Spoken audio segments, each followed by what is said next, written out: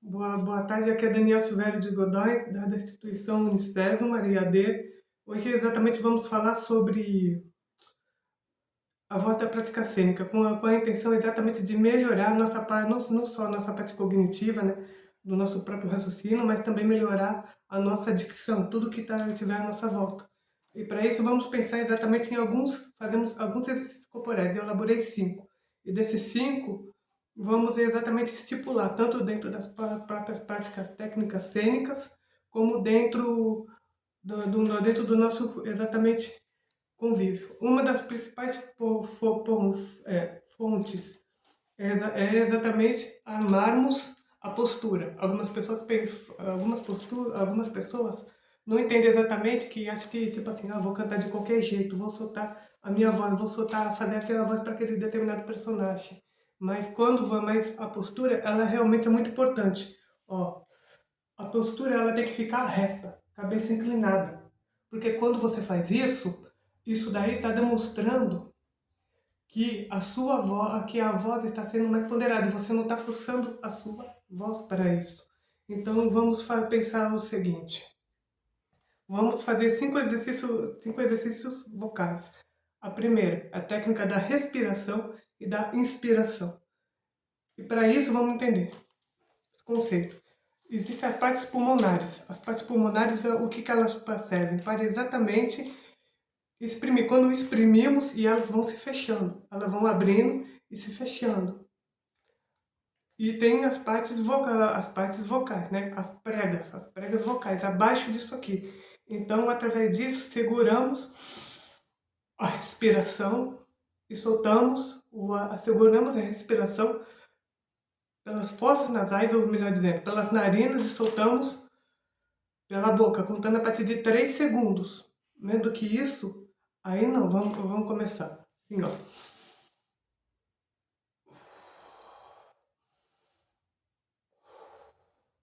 Entendeu? Isso aí vai compreensando as pregas, vai compreensando. E existem as partes das pregas vocais. E as pregas vocais, elas vibram quando elas vibram a partir do momento que expressamos. Existe um outro exemplo, o segundo exercício. Ah, ah.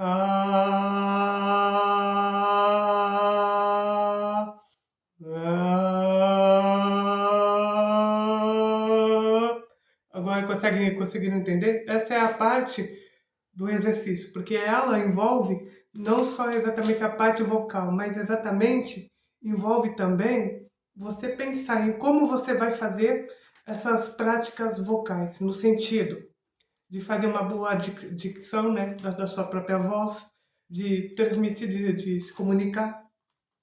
Como, por exemplo, quando eu vou querer determinar um determinado personagem, existe a dicção, né? A dicção, a voz do personagem.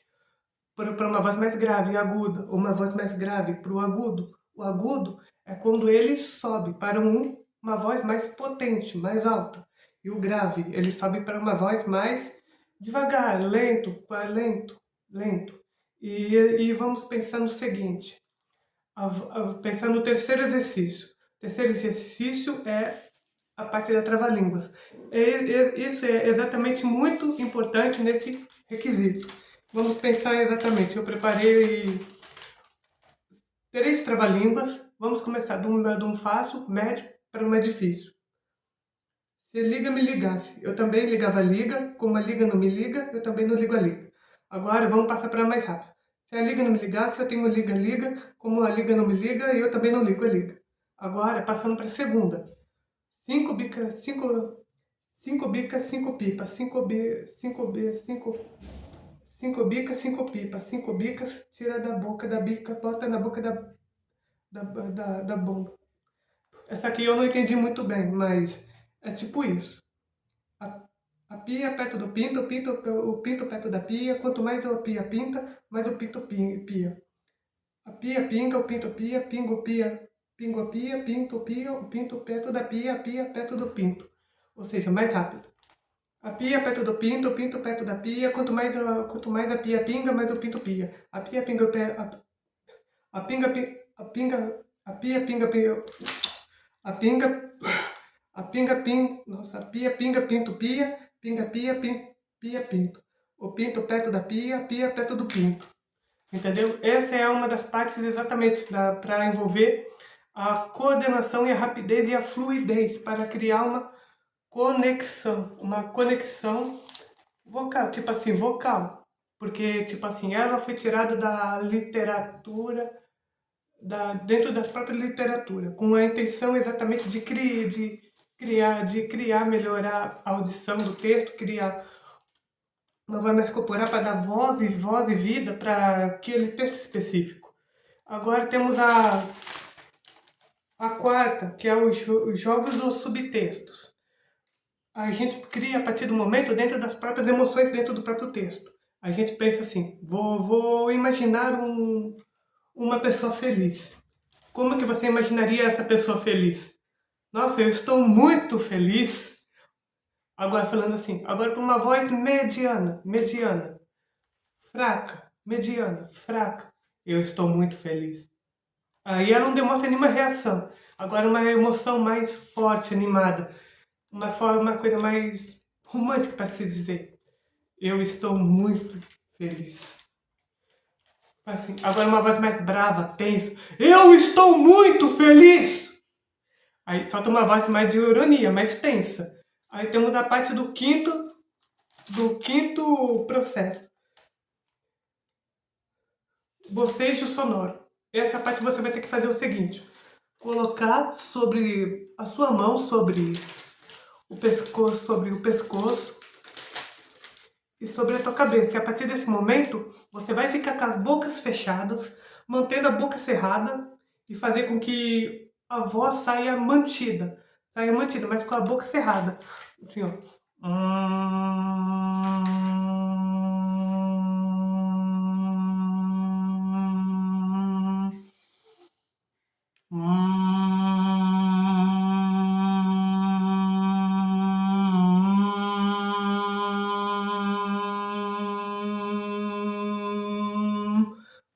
Entenderam?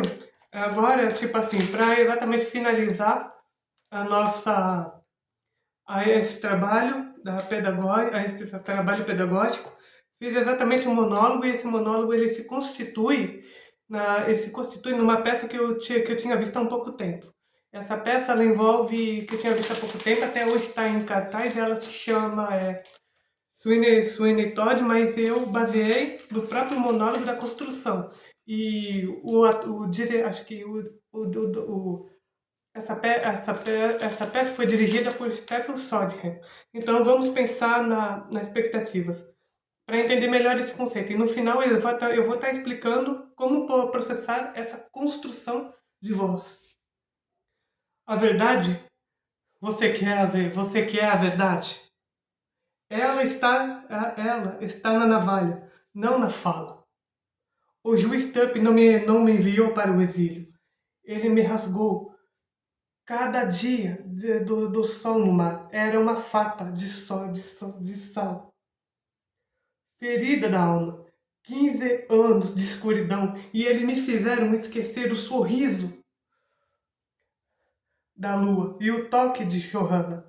Eles tiraram a cor do meu sangue à volta, mas não como Benjamin Bach. Ele já está morto de desgosto sobre uma costela humilde. Agora podem me chamar de Sweeney Todd. Sweeney Todd. O fantasma que assombra esta cidade meu, sobre o meu. Eu sinto que esse meu senso de justiça e a vingança, a minha vingança, as minhas amigas clamam por justiça. O sangue deles serão jorrados como o meu senso da minha vingança. Da minha vingança. Olhe para as ruas, pessoas apressadas, fingindo que a vida tem sentido. Todos sorriem, compram e vendem, mas tudo é superficial. Todos sorriem, compram e vendem. O único honesto que resta, a única coisa que se resta se fazer é a purificação. Pelo corte, um bálsamo, sou o espelho que reflete a feiura dessa cidade. Turpin não é só um alvo. Ele é o ápice da minha dor e da minha justiça. A navalha me espera. A navalha me espera. E o mundo inteiro conhecerá, verá a minha dor e saberá que eu trarei sobre mim a justiça sobre a minha dor, para que essa dor que eu carrego seja exatamente derramado por cada aqueles que me prejudicaram. E agora vamos tentar entender o seguinte. A voz, ela passa de um quê? De um grave para um agudo, ou seja, um grave para um agudo. Ele mantém exatamente estável. A voz sempre será mantida estável. Se ela estiver mais estável, a voz sempre permanecerá. Se ela estiver para um grave, ela vai manter para um grave. Para um grave. E agora, se for por um agudo, vai ser um pouco mais forte ou baixo, independente exatamente da situação que tiver. Vamos pensar assim.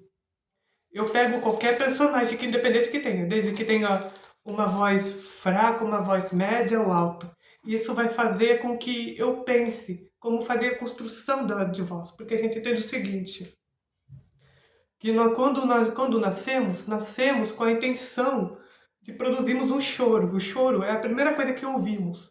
E quando ouvimos esse choro, nos transformamos em algo mais potente, uma voz mais suavilizada. Porque entendemos assim, que a voz é um complemento. Se você pode ter a dicção corporal, mas se você não tiver a voz junto com a dicção, você não vai conseguir fazer absolutamente nada. Porque a voz, ela é bem importante dentro desse processo de construção. Vamos supor. E tem outro também. Exatamente, esse aqui que eu fui tirado foi através de um monólogo que eu acabei fazendo. Eu mesmo fiz. Mas existe, a peça realmente existe.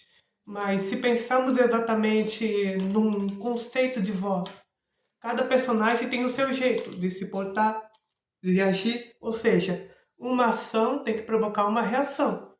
Principalmente naquilo que você escuta, naquilo que você está percebendo. Conseguem entender? E é isso. Espero que vocês tenham gostado. Aqui encerro por aqui e boa sorte.